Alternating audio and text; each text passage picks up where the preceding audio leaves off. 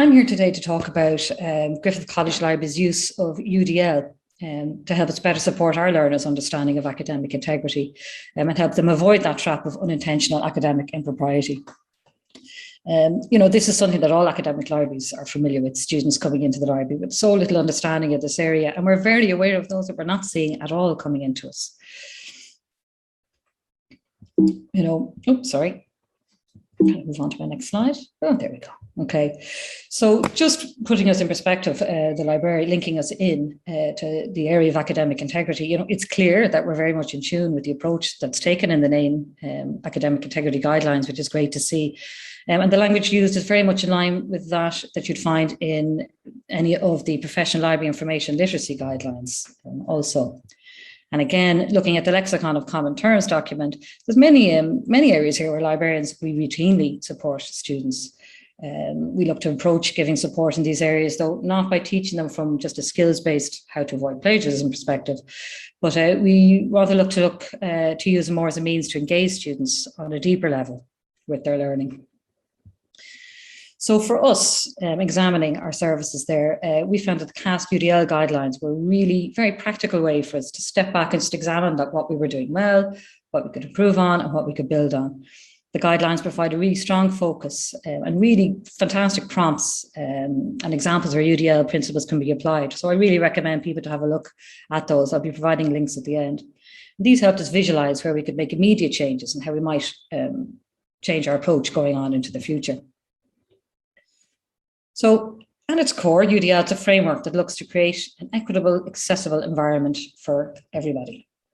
It calls for a flexible approach to presenting information, and it recognises that one size doesn't fit all, seeks to reduce barriers.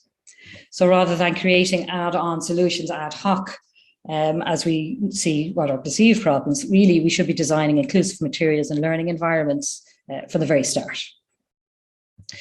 So we asked ourselves, who are our learners? Where are they coming from? And who aren't we reaching with our current supports? There's such a huge range of people coming into third level, all for their own personal reasons, their own strengths, their own challenges. And it's clear that there's no one route to engage them. But certainly one thing is certainly clear, and that is none of them are coming onto the campus, either physical or virtual, intending to plagiarise. And we approach our supports from that angle, from a positive angle. So I'm just going to look back for a moment at where our journey started using UDL. It really started with our collaborations with Griffith Learning Support. I see Orla Butler's here as well, so hi Orla.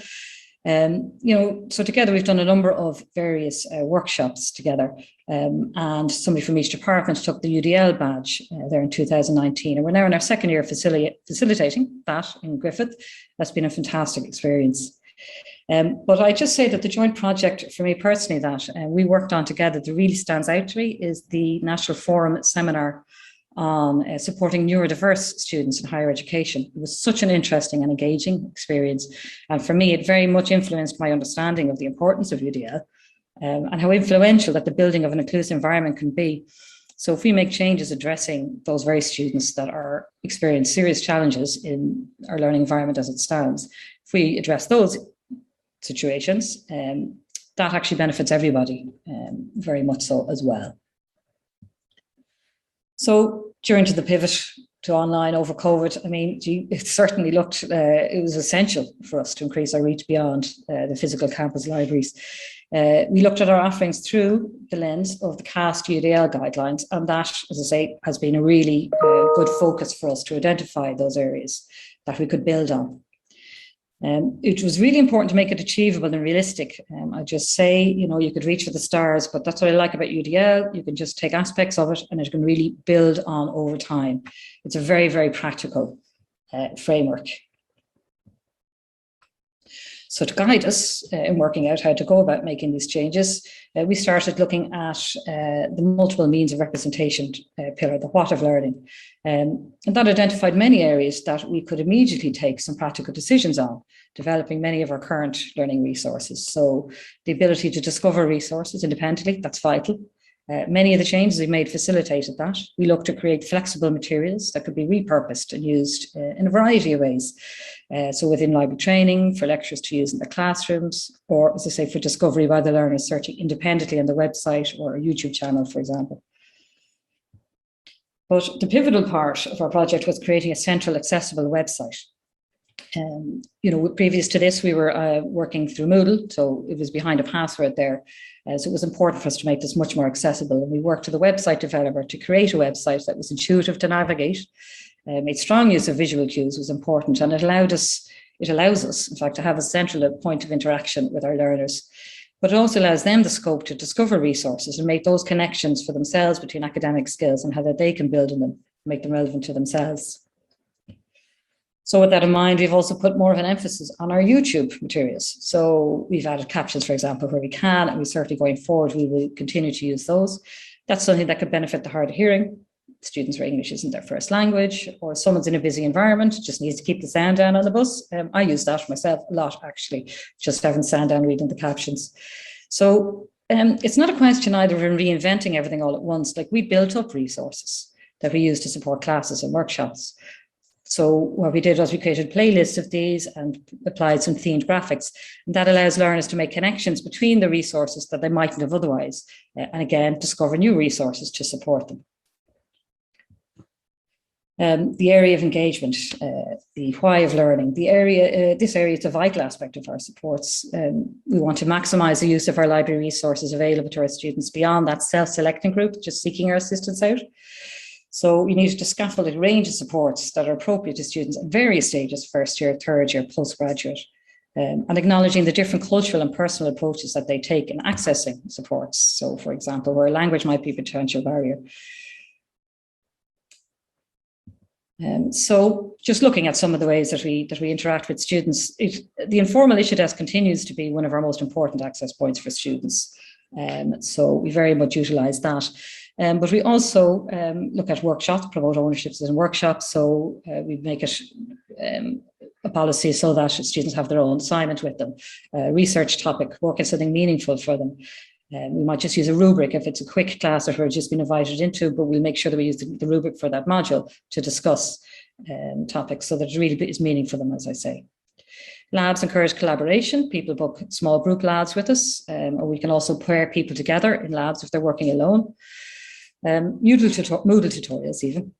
Self-directed learning is very important. Some people don't want to be interacting in class, so we are definitely expanding that area there. With our flip classes, so any class we go into in advance, we will we'll give some resources for people to view in advance of that. They may or may not look at them, that's fine, but they're there for them. They'll come to the class. Afterwards, we'll then follow up with materials, additional materials that might have, a topic that might have come up or an area of issue that might have come up in the class. We'll then give follow-up materials in that, and sometimes we'll create them on foot of what we discover in class. Checking in is very important afterwards. So that gives opportunity for feedback that students mightn't have realised they needed before. And the Moodle forums, that's certainly an area I want to look at more.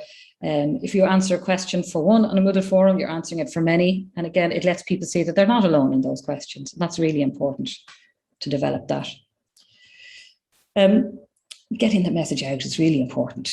And while we have collaborations with faculty, there's always a great opportunity to respond directly to students who contact us. So it's our new platforms that we move to, and they're much more conducive to embedding in emails and on Moodle forum posts, and the visual cues are more engaging than they might have been previously. So that's a really great and easy win, and a simple to use resource when answering student queries in the moment.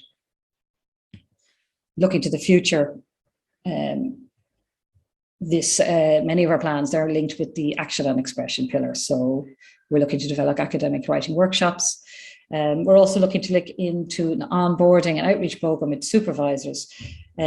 Before they might have directed students to us, which is great, but they wouldn't necessarily find their way to us. So if we have a really mindful set of materials there for supervisors to link their students into, we're much more likely to get them in, because it's a very stressful time for many students moving to this very large body of academic work, and they can really find that stressful. So we want to really target them.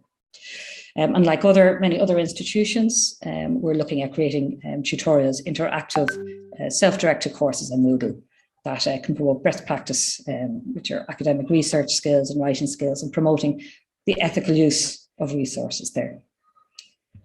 I am mindful that a lot of these things came on board during the online pivot. So we got a lot of work done, but at the same time, we were missing student voice in there. So it's absolutely essential that the next thing that we do now is more mindfully really scaffold that into what we do next. So have them review our website, survey their experience, have focus groups, and really plug that in. That's really important for the next stage. So I'm mindful of time. I'm just going to finish up now. But before I hand off, I just wanted to show, I think this quote from Carrie Archer is very good.